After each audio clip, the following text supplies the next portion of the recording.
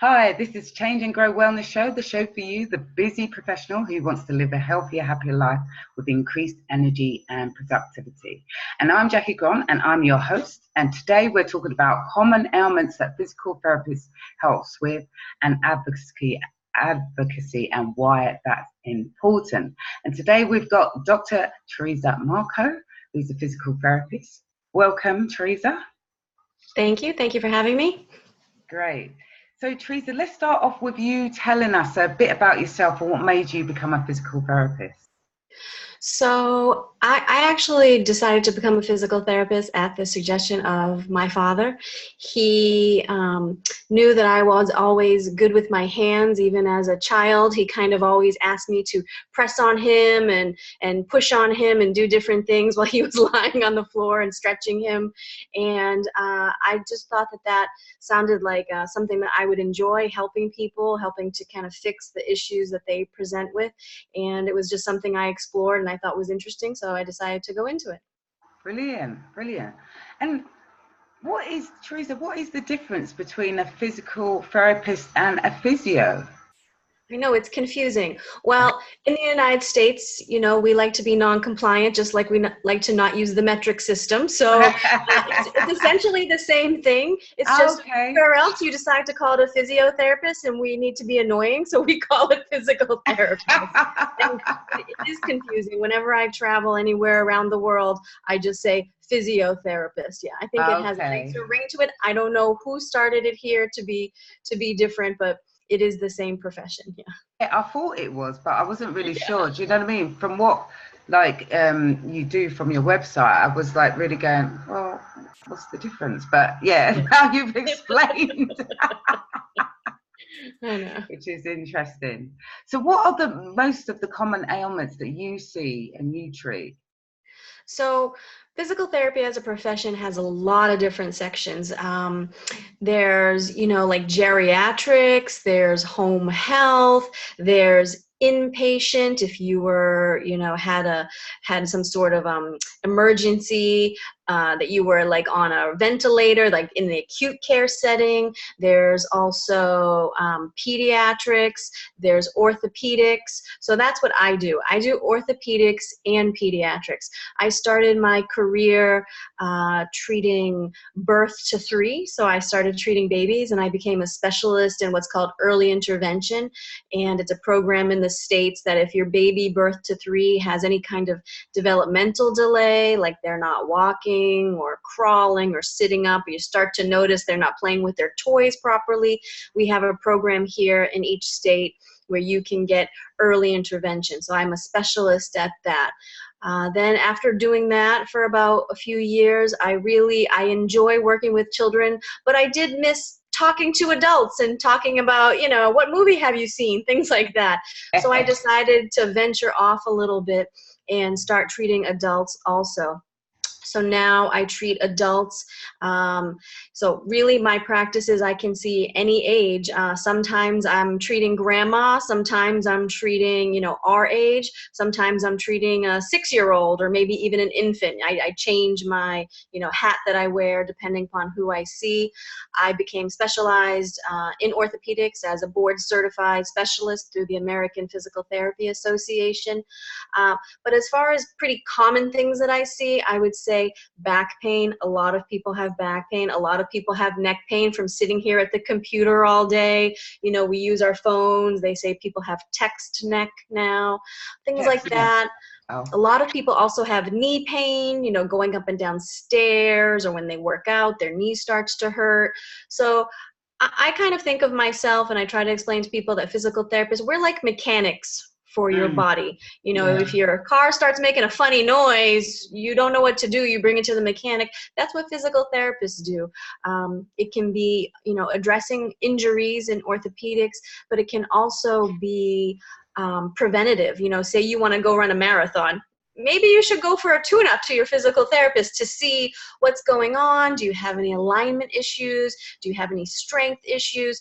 Physical therapists can be both preventative and rehabilitative after that.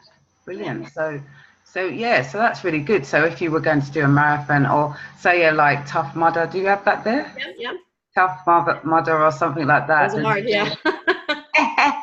then you go and check yourself out before doing one. That's a really good idea. I didn't even think of that. So yeah, that's amazing. So how does advocacy play a part in your practice?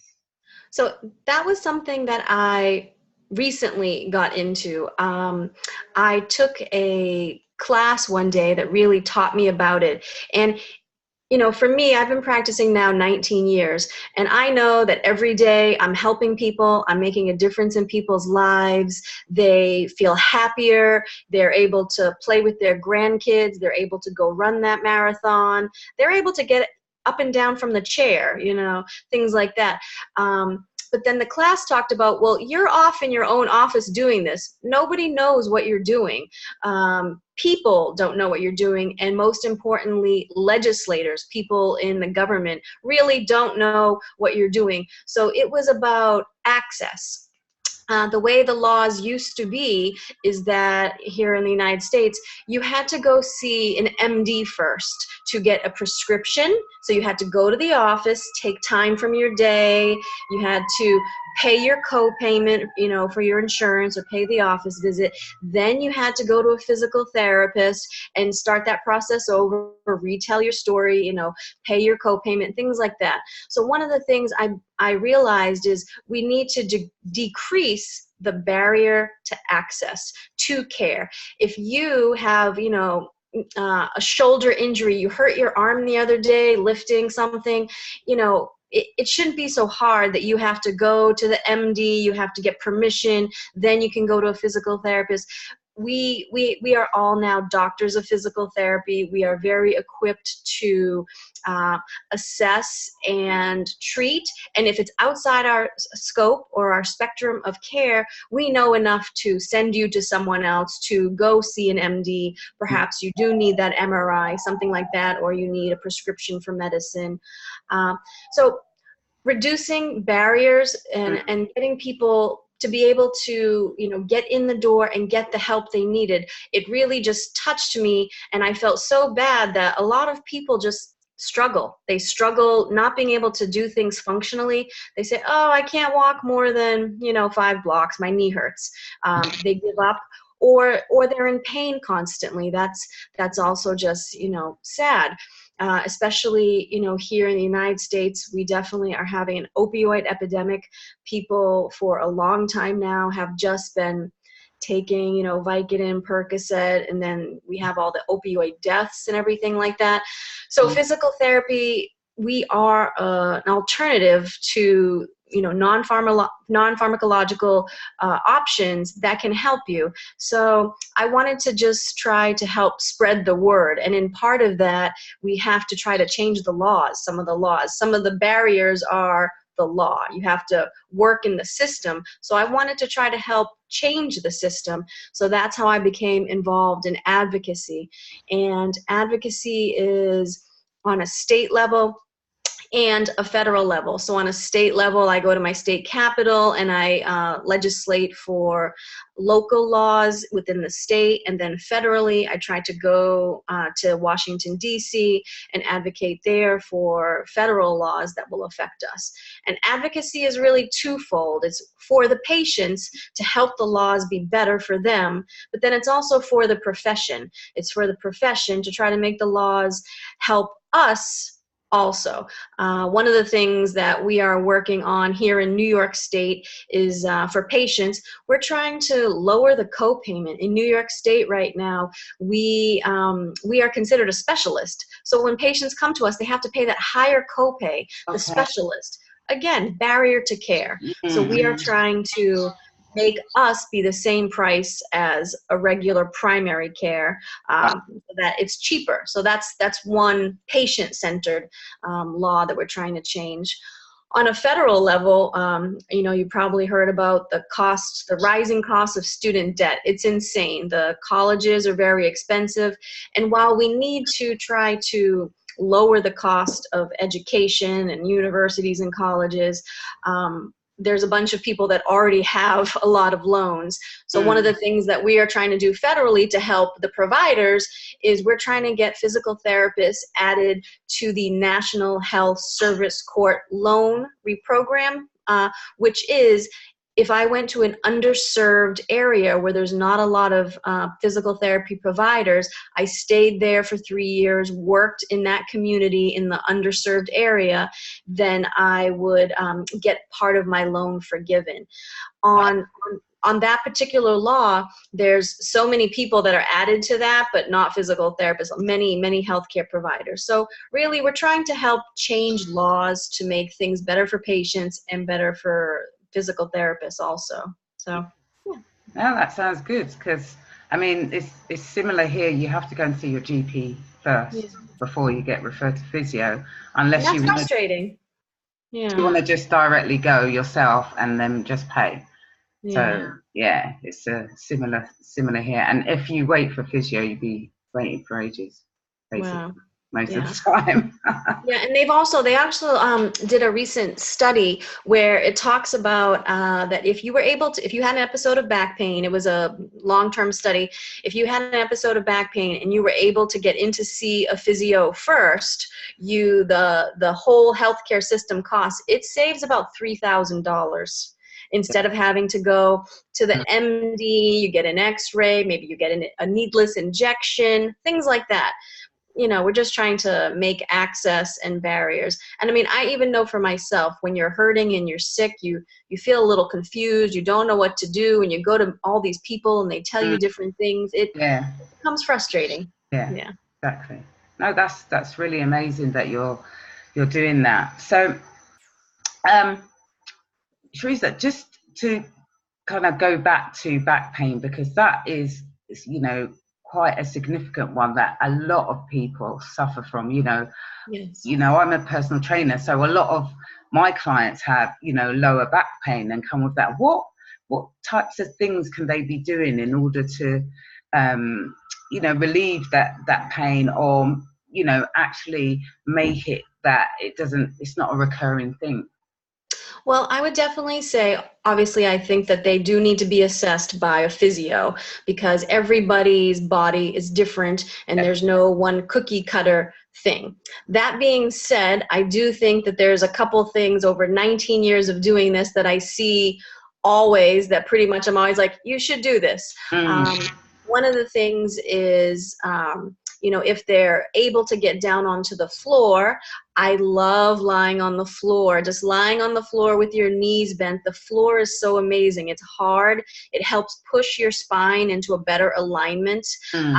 Gravity helps to pull you back down to where your spine needs to be. From all the sitting and standing that we do, sometimes our lower back, the vertebrae, they just slightly get shifted a little forward. So when you lie down, it helps to pull you back.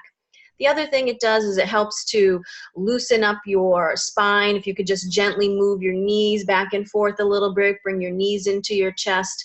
Just spending, you know, 5 to 10 minutes on the floor really can help to loosen you up and fix your alignment a little bit.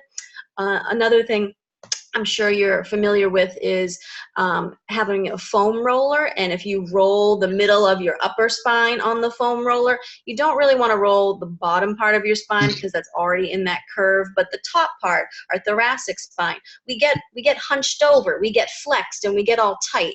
So rolling your spine on the foam roller and just kind of rolling back and forth, even maybe, you know, 5 to 10 rolls, helps to open up your chest and your upper spine, which can take tension off your lower back. Another one, since you're already down on the floor, lie on the foam roller with your whole body, head to bottom, and just, you know, put your arms out in a T shape, a Y shape, an I shape, and just, again, open up that chest, get your pecs stretched out, get your shoulders stretched out. One of the things also is just, you know, it will help to kind of put your spine into a better alignment. So I'm a huge fan of the floor and using the foam roller to help realign you, because we do spend so much time at the computer, at our phone. Even for me with my clients, I spend a lot of time bent over, leaning forward, pressing on people, you know, working on soft tissue.